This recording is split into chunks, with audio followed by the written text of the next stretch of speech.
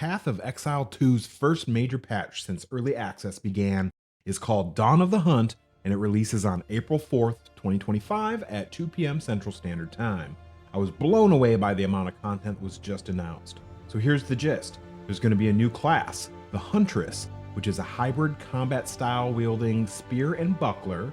The spear attacks offer both melee and ranged options, works together with piercing area damage. The buckler enables defensive capabilities like a parry for counter attacks for combos. There's key abilities like whirling slash, exploding whirlwind type of thing. You can parry, which will stun enemies, and it opens up different combos with other skills. Last but not least, there's beast taming, which tames beasts as companions, retaining their modifiers. So I can't even imagine how much cool stuff can come from this. Ascendancy options are Ritualist and Amazon. The Ritualist is more like spirit manipulation, animal sacrifice, corrupted blood.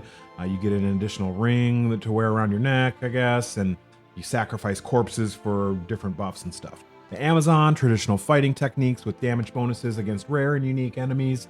You can infuse weapons for projectile explosions, stuff like that. There are some new Ascendancies for the existing classes that came out. There's the Smith of Kitava for the Warrior, which is like fiery destruction and weapon crafting master, where you can enhance weapons with fiery explosions and summon like a weapon copy to fight alongside you. And then like you get this cool thing where you wear white armor with no stats, but then you can like craft your own armor and put your own stats on it for whatever you need. Sounds really interesting. Mercenary has Tactician, which is like strategic combat, positioning, cooperative play, pins down enemies and has a bunch of buffs. Great if you play with like others a lot. And there's also a skill to command off-screen archers. Sounds pretty cool. The Witch has the Lich Ascendancy, which is chaos, curses, sacrificing life to enhance energy shield. Like Necromantic Conduit is a skill, grants unholy might to self and allies. Dominion over flesh, which like applies an additional curse, stuff like that. Can't wait to check it out. Now there is a new skill called Race Spectre, which allows players to trap and summon almost any monster in the game as a spectre. It's located in the occult panel, suggesting intended use for specific classes, but as we know, most classes can use most skills.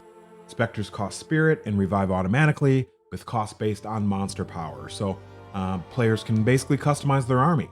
And then also they're adding a skill called Summon Roa Mount, which is like, or Summon Roa or something like that. So basically you summon this Roa to fight alongside you or to mount it. And it's primarily designed for the Huntress and the Ranger, I'm guessing, because it's dex based, but potentially usable by others with that if you have enough dex. So maybe some cool builds will come out of this. But while you're mounted, you move at full speed while attacking. So like, think of the Ranger when you were running forward and you start shooting your bow and you slow way down. Well, if you're on the mount, you won't slow down. So it sounds kind of cool. But then if you get hit, like sometimes if you take too much damage, you'll fall off the mount and maybe you get stunned or something. So be careful. And before I cover the rest, I want to mention that I'm an inspiring content creator and I'm almost to 500 subs. If you like condensed straight to the point content, consider a like and subscribe. Back to the video. New support gems, over 100 new support gems. There's over 100 new unique items for mid to end game tiers. There's rune changes, runes of multiple tiers and higher tier mods. And then a bunch of additional crafting tweaks based on, feedback that they've been gathering since the release. Seasonal content called Asmerian Wisps. Not 100% clear on exactly how it's going to work, but basically you find these wisps that you can do throughout the campaign and endgame.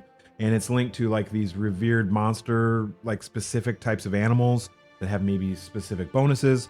And then you chase these wisps, and that will lead to like these possessed monsters, and you kill them, and the more that are possessed, the better the rewards, that kind of thing. So we'll see. Bunch of endgame changes. There's new maps, 7 of them to be exact, including Fractured Lake, the Enzymite Megaliths, Silent Cave to mention a couple, or 3, and then there are additional unique encounters added to maps. So a bunch of new stuff to check out in the endgame. And then the thing that I'm most excited about, or I thought was most interesting, was something called Rogue Exiles. So there's these 12 Rogue Exiles with player skills and gear for PvP, like kind of like a one-on-one type of encounter. So I don't know, I think they might pop up randomly during maps, but essentially you get pitted against another, like an AI that's a little smarter using dodge roll and pathfinding and stuff like that. but then they'll be wearing specific pieces of gear, like different kind of uniques. And like for example, let's just say they're wearing some unique that makes them really tanky. Well, then when you're fighting them, they're going to be extra tanky. But what happens is if you beat them, you will get the gear that they drop. So you'll essentially like get whatever tanky piece of gear that they were wearing. So super. I mean, oh gosh, the possibilities. Holy cow! Anyway, unique strong boxes are coming out. There's 4 unique strong boxes, I believe, themed around the different factions or the different acts. Strong boxes sucked before, so I'm sure they're probably OP now. There's a bunch of tower and tablet changes, like towers consume 3 precursor tablets instead of just 1, and then they don't overlap as much. There's additional tablet slots unlocked by clearing different waystones, and then some unique tower maps with specific mechanics and bosses. As mentioned in like previous updates, they bringing back like again different towers. So a whole bunch of different changes to maps and waystones, smoothing out the early end game. They specifically mentioned map sustain, where you won't get like lower maps. If you're on a 10, you won't get lower than 10 drops, that kind of thing. So overall, sounds awesome. Let's get into it. Can't wait to see it.